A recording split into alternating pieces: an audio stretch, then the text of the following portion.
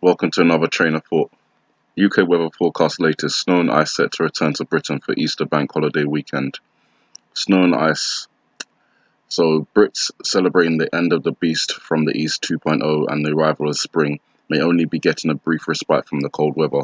The Met Office said the recent cold snap has come to an end, with conditions expected to rapidly improve across the UK later this week, with a rise of about 10 degrees in temperature. But it has warned that there remains some uncertainty for the Easter weekend, and that the UK is likely to see the return of colder below average temperatures, overnight frosts, and a risk of snow. The Met Office long-term forecast suggests that below average temperatures will last until at least April the 18th.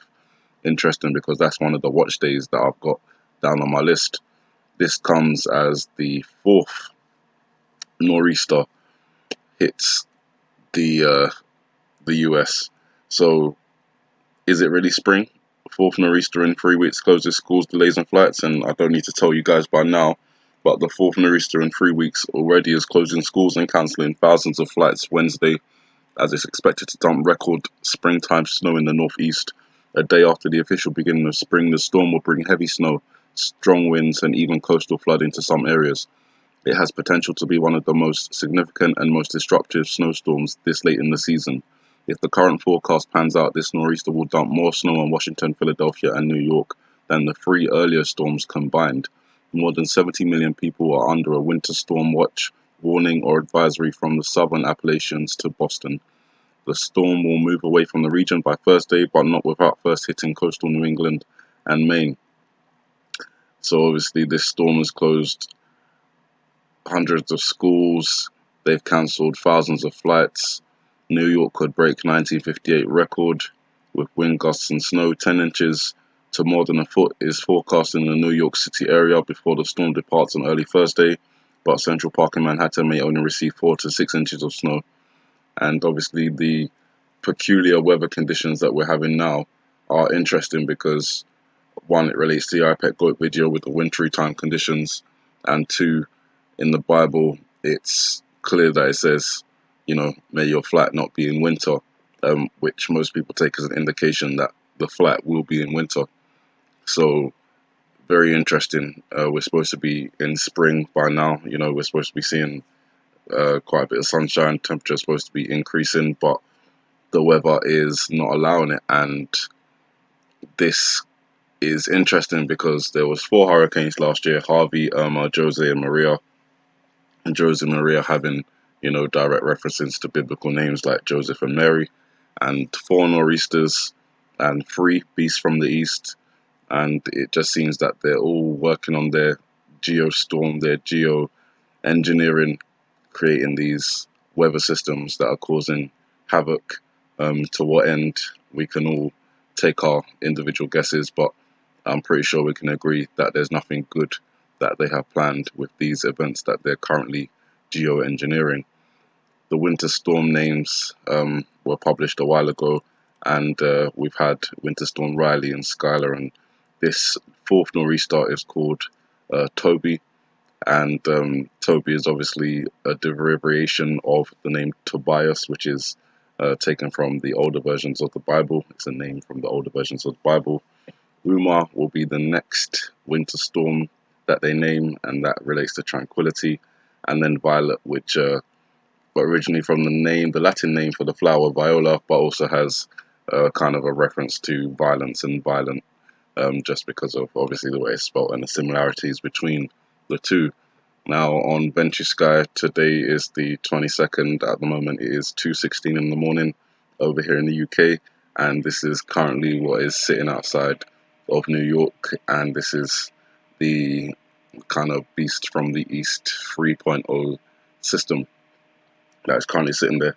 Now, come the end of the month, there will be another system that is it develops around here, then kind of moves out here. So before that, Umar develops, and then that one develops. So this one is Winter Storm Violet, and that occurs around the 31st of March, which is one of the watch days.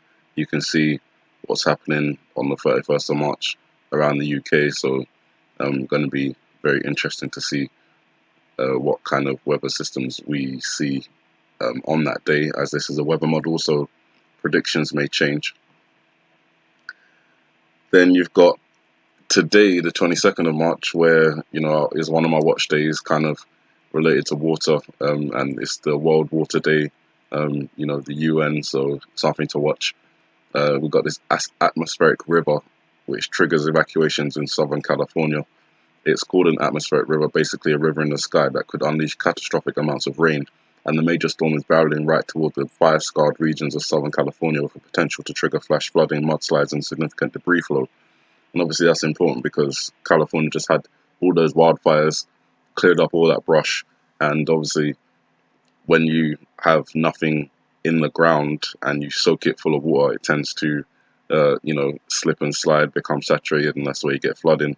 There's no vegetation to hold the earth together or to soak up some of that rain. So, you know, for you Californians, watch out for the flooding. They're saying that some areas could see up to 6 inches of rainfall over the next 36 hours, which is quite a lot of rain to receive in such a short amount of time. Some places up to 10 inches. So there's mandatory evacuations in place. And I would suggest, you know, you just be aware of what's going on around you. And if you do need to evacuate, then evacuate. But, you know, be cautious in the directives that the government are always, you know, kind of telling you to do. In a separate line of thinking, obviously I went onto Google to search something, and there's a new Google Doodle, and the last Google Doodle was an upside down shark in some waves with a sheep. So, you know, that was a reference to things that we've been talking about lately. So when I looked at the Google Doodle here, what I could see was basically ocean waves. And, you know, I had a thought that, you know, this kind of reminds me of a tree, you know, those kind of trees that have that kind of flat, like kind of a flat top. But, and then obviously you got the, you know, the trunk here, and I was thinking maybe, I'm not sure about that one. You know, it could be a reference to Tree of Knowledge because, you know, she's wearing glasses and got the clipboard, reference to a teacher or researcher or something like that. So like the Google Doodle, I went and I kind of, have I got it? Let me see. 1 second. So I took the Google Doodle, flipped it upside down like they do, and I saw something else in my mind. What I can see here, I'm not sure if any of you guys will agree with what I see here. Obviously, there's a clear reference to like a phallic shape, and obviously you can see that there. But what I was kind of looking at in reference to the topics that we've been discussing is an underground explosion or an underground nuclear detonation. This section being where the nuclear explosion initially happens underground, with all this, the teacher's hair upside down, becoming like a blast pattern, you know, like a radiating outwards blast pattern. So the nuclear weapon would be around here in the center of where these waves come out, and then the initial explosion then travels upwards in this radiating mushroom kind of thing. And the teacher's jumper with all these, you know, hash marks on them, which are, you know, I'm guessing supposed to represent a wool-like material, also, you know, kind of look like an earth-like material. So you've got this kind of ditch where the nuclear explosion then comes out, and then you've got all these waves, and I've drawn the lines on the waves to show how at the top here, when you flip it upside down, the waves are kind of moving along the top, and then this part here, all these waves here, this is underneath the surface, and they all seem to be kind of like rolling over, you know, turbulent. So I know that may be not clear for some people to see.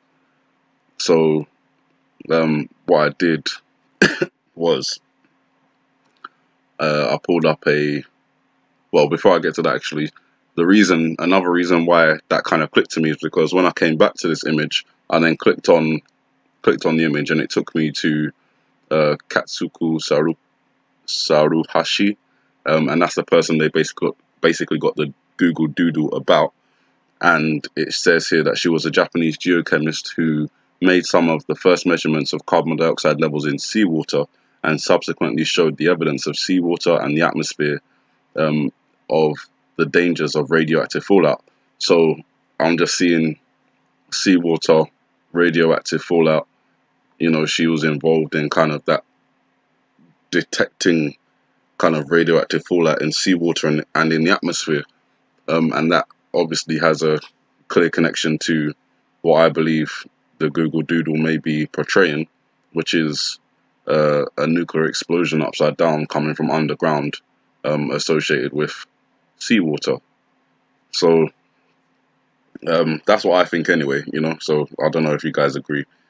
You know, everyone has their opinions, and I appreciate that. But I wanted to kind of show you what I mean when I'm talking about the image and the nuclear underground explosion. So I'm just going to quickly play this. Is chosen carefully according to its location and geological structure. Testing generally involves drilling a vertical hole 200 to 800 meters deep and 1 to 3 meters wide. The nuclear device is assembled and placed into a container. This is then lowered into the hole until it reaches the detonation position. The hole is sealed off with layers of filling materials such as sand, gypsum and coal tar. Monitoring equipment protected in a lead-lined canister is placed into a chamber above. Throughout the experiment, data is collected to check radiological and seismic activity. The nuclear weapon is then detonated remotely. The explosion generates huge amounts of energy, sending out seismic shockwaves. The intense heat and pressure created melt the device and surround. So that's kind of what I mean. Like, it's got the underground nuclear explosion there where it creates that like massive hole, and that's kind of what this is. And then this would be the tube that they drilled, but it wouldn't be filled with lead and, you know, monitoring equipment. That would be kind of left open, and the nuclear explosion would create this initial crater and then explode upwards. And that's what I see. So that just kind of ties in with the theory that I've had before, that I think, you know, their plan is to, you know, use a nuclear detonation to either spark a tsunami directly or spark an earthquake that then sparks a tsunami. So we'll see. We'll see. It's all speculation. Unless it happens, then it's something else. So that's kind of what I wanted to address in the point of the Google Doodle. And then you've got news reports. US and South Korea military exercises resuming next month, and that's beginning on April the 1st. So, you know, again, falling right into that kind of timeline. North Korea have said that they would respond to any US South Korea military exercises. So we'll see if they do any nuclear testing or anything like that in response, considering, you know, they've been having all these peace talks. Found it interesting that North Korea diplomat and US and South Korea representatives, they all went to Finland. And obviously we're looking at submarines, and we've got sharks being shown on Google Doodles, and, you know, Finn, direct reference to shark and land, you know. So, you know, there's all sorts of things you can take from that if you so choose to. Israel now admitting that it's bombed the Syrian nuclear reactor in 2007. Why is it relevant that they're bringing the information out now? Because obviously, leading up to the watch times that we've got, like the 31st of March, the 1st of April, the 3rd of April, the 18th of April, it's interesting that, you know, it seems that Israel is kind of goading Iran in the sense of, you know, if you try and create any nuclear weapons or anything like that, we'll just bomb you. And that could be where we have the reference in the iPad Goat video for Osama bin Laden raising up his hands in reference to maybe Iran, you know, rising up or something like that. We'll see come the 31st of March or any of the other watch dates after that up until the 18th of April. It's really not long to wait at all, so we'll see what happens. And I was watching the news, and they were talking about the March for Our Lives that's coming up on the 24th of March. And I was just thinking, look, I was watching one of the students, and they were wearing the shirt that had this March for Our Lives slogan on it in this color scheme. And I was thinking March and lives are in the same color, and that just drew my attention for some reason. So when I broke down the numbers associated with the letters in the word lives, it brought me to the number 31. And I just, obviously, you know, being kind of aware of that number, and that number being a date in reference to maybe March, I thought March, lives being 31, March 31, could they be putting that in our faces as a you know, indirect sign, or could that be a coincidence? If you think along the lines of coincidence, then, you know, it's highly coincidental that the one of the worst school shootings in American history, which results in one of the strongest gun reform movements, just happens to choose a slogan that translates to March 31st, one of the probably the most intense watch days that we've had so far, in reference to all the signs that have been pointing towards it, and, you know, Passover and things like that. So, you know, again, take from that what you will, but I'm just pointing it out because I thought it had some significance there. The last thing I want to point out in reference to March 31st, obviously you've got the March for Our Lives here.